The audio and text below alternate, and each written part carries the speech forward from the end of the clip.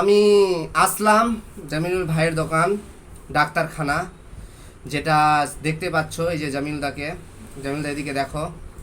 তো কিছু পরামর্শ করব আজকে জামিলদার সঙ্গে চর্মরোগের ব্যাপারে। যে মানুষের চুলকায়, চাম আর আবিজাবি অনেক রকমের কিন্তু মানুষের হয়ে থাকে। ঘামচিটাও একটা চর্মরোগের কোনো একটা রোগ হলো। তো আজকে জামিনুল খুব ভালো চামের ডাক্তার, চামের পক্ষে, চর্মরোগের পক্ষে বিশাল ভালো ডাক্তার জামিলদা। তো আমি আজকে জামিনুল ভাইয়ের সঙ্গে পরামর্শ নিতে এসেছি তার দোকানে।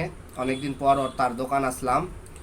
তো জামিনুল ভাইকে আমি জিজ্ঞাসা করব যে চর্মরোগের জন্য কি খাবার খেলে ভালো হয়, তারপরে কি ওষুধ তার জন্য ভালো, কি করলে ভালো হয়, এগুলো ব্যাপারে আমি জামিল ভাইকে প্রশ্ন করব, সে বলবে। তো জামিল ভাই, আজকে আমি তোমাকে প্রশ্ন করছি। সব থেকে প্রথম 1 নম্বর হচ্ছে যে চর্মরোগের জন্য বা গরমের দিনে চর্ম যে রোগ চুলকায় বা আর কিছু হয়, তো কি রকমের খাবার খেতে গেলে সব থেকে বেশি ভালো হয়, সেটা আমি আজকে জামিল ভাইকে জিজ্ঞাসা করব। বলো জামিলদা ভাই।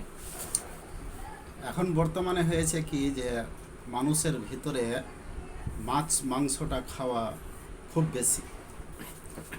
মাছ মাংসটা খেয়ে শরীরের উপরে, যেমন আমরা বিশেষ করে ভালো করেই জানি ব্যাপারটা, যে মাংস খাওয়ার পরে মানুষ যে মাংস খায়, মাংস খাওয়ার পরে আমরা দেখি যে নিজের শরীর গরম কিন্তু হয়ে যায়। খাওয়ার পরে কিন্তু মাংস দিয়ে ভাত খেলাম বা রুটি খেলাম, খাওয়ার পরে কিন্তু গরম লাগে খুব।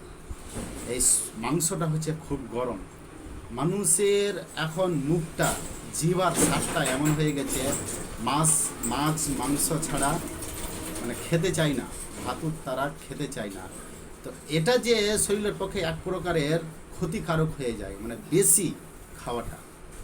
এখানে খাবার মতো করে যেমন খাওয়ার দরকার, যেমন ভিটামিনের ব্যাপারটা আসছে, যে মাংসতে এমন একটা ভিটামিন থাকে, সে ভিটামিনটা বা সে মাংসটা খেলে মানুষের শরীরের যাবতীয় যতগুলি ভিটামিনের প্রয়োজন হয় সম্পূর্ণ কিন্তু কমপ্লিট হয়ে যায়। যেমন আমরা হয়তো শাকসবজি খাচ্ছি, আপেল, লেবু, আর কিছু অনেক রকমের। জামিলদা, আমি একটা তোমাকে কথা বলি যে এই চর্মরোগের পক্ষে সবজি খাওয়াটা কি বেস্ট, ভালো নাকি? সব থেকে ভালো হচ্ছে যে সবজি খাওয়াটা। এটা চর্মরোগের ব্যাপারে না, এটা লিভার ফাংশন, যেটা মানুষের পেটের লিভার ফাংশন যেটা থাকে, যন্ত্রপাতি থাকে, এর পক্ষেও কিন্তু খুব ভালো।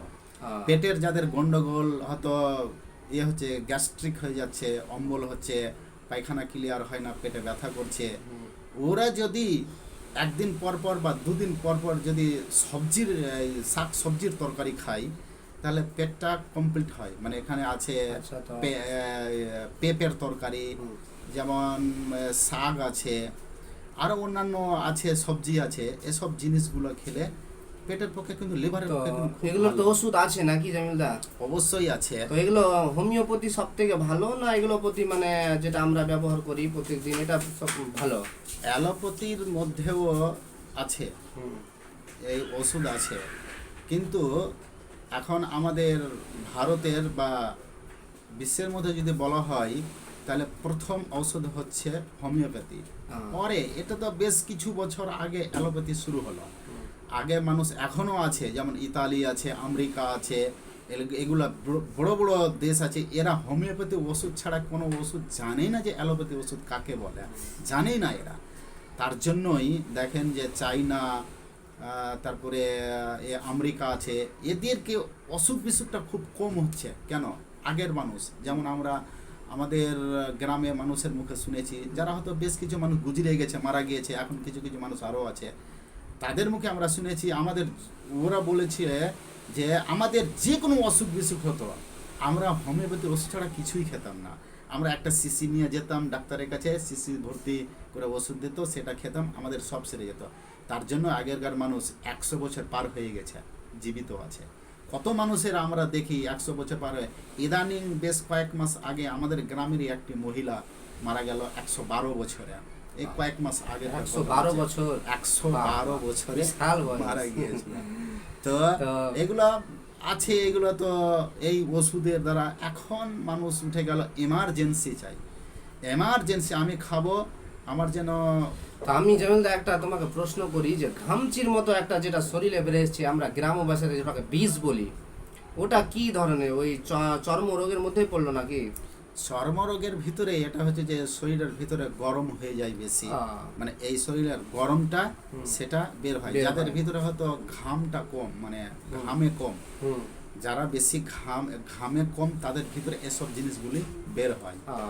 তো এগুলো জিনিস করলে কি করতে হয় যে একটু জলটা ঘন ঘন একটু খেতে হয়, জলের ভাগটা একটু বেশি জল পানটা করতে হয়, শরীরে জলটা একটু বেশি রাখতে হবে, তাহলে কি হবে যে সেসব জিনিস খুব কম হবে।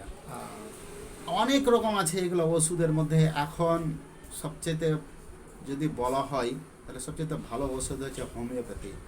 হোমিওপ্যাথিতে কোনো সাইড এফেক্ট নেই, মানে ক্ষতিকারক কোনো জিনিস নেই যা আমি খেলাম, কিন্তু মানুষ এমার্জেন্সি মানে হোমিওপ্যাথির মতো এমার্জেন্সি মনে হয়েছে যে আমার জানা নেই কোনো ওষুধ আছে।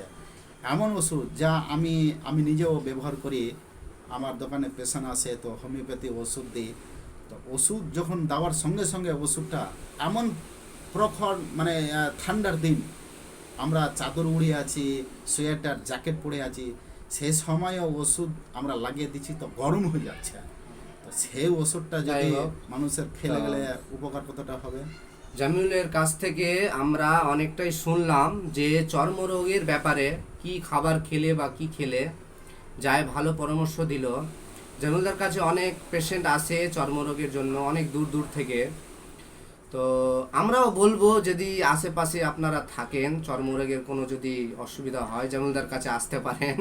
হ্যাঁ, ডাক্তারখানা ওর হচ্ছে অ্যাড্রেসটা হচ্ছে শেরশাহী 9 গ্রাম, কালিয়াচক, মালদা, পশ্চিমবঙ্গের মধ্যেই পড়লো। যারা বাংলাদেশি দেখছেন দাদারা, তো আপনারা তো আসতে পারবেন না। তো চর্মরোগের জন্য খুব ভালো জামিলদা, বিশেষজ্ঞ ডাক্তার, অনেক পুরাতন ডাক্তার জামিলদা।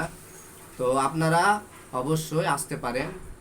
তো আজকের মতো এটুকুই ভিডিও আমি শেষ করছি। বন্ধুরা ভালো থাকবেন, আসসালামু আলাইকুম।